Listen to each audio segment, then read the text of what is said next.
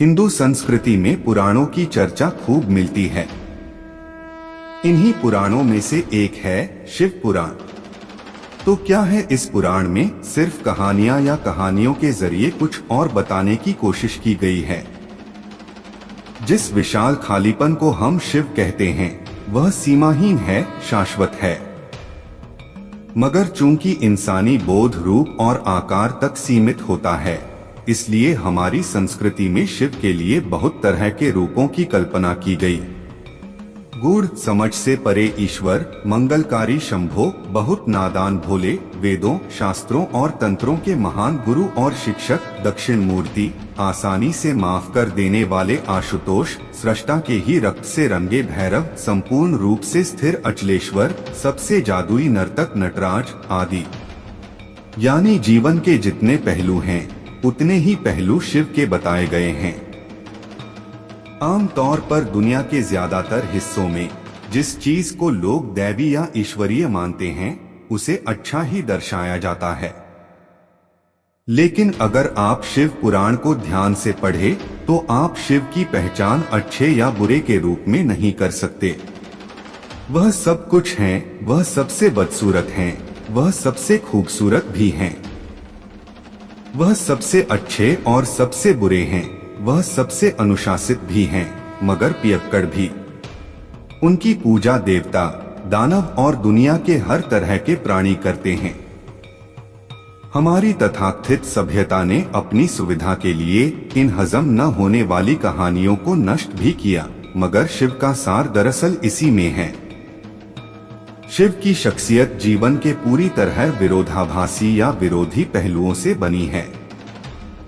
अस्तित्व के सभी गुणों का एक जटिल संगम एक ही इंसान के अंदर डाल दिया गया है, क्योंकि अगर आप इस एक प्राणी को स्वीकार कर सकते हैं तो समझ लीजिए आप पूरे जीवन से गुजर चुके हैं।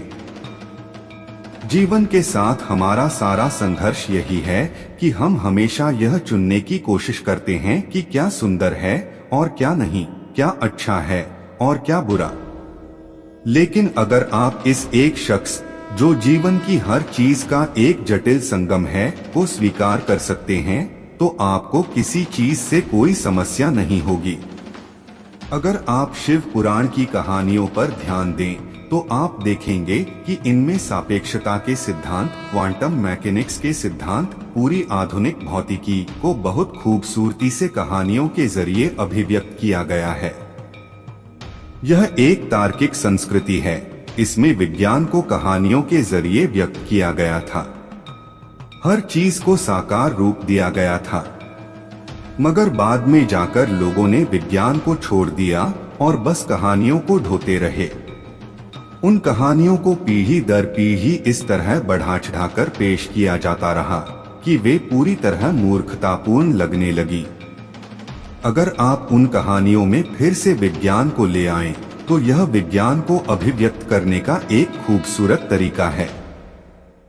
शिव पुराण मानव प्रकृति को चेतना के चरम तक ले जाने का सर्वोच्च विज्ञान है, जिसे बहुत सुंदर कहानियों द्वारा किया गया है।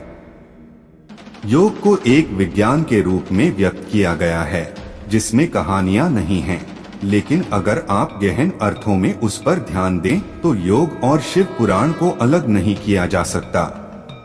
एक उनके लिए है जो कहानियां पसंद करते हैं, तो दूसरा उनके लिए है जो हर चीज को विज्ञान की नजर से देखना चाहते हैं, मगर दोनों के लिए मूलभूत तत्व एक ही हैं। आजकल वैज्ञानिक आधुनिक शिक्षा की प्रकृति पर बहुत शोध कर रहे हैं।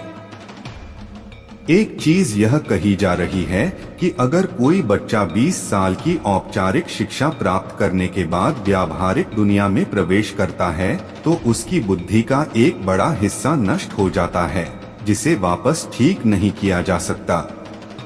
इसका मतलब है कि वह बहुत ज्ञानी मूर्ख में बदल जाता है। वैज्ञानिकों का कहना है कि शिक्षा देने का एक बेहतर तरीका है उसे कहानियों या नाटक के रूप में प्रदान करना। इस दिशा में थोड़ी बहुत कोशिश की गई है, मगर दुनिया में ज्यादातर शिक्षा काफी हद तक निषेधात्मक रही है। जानकारी का विशाल भंडार आपकी बुद्धि को दबा देता है, जब तक कि वह एक खास रूप में आपको न दिया जाए। कहानी के रूप में शिक्षा प्रदान करना बेहतरीन तरीका होगा। इस संस्कृति में यही किया गया था। विज्ञान के सर्वोच्च आयामों को बहुत बढ़िया कहानियों के रूप में दूसरे लोगों को सौंपा गया।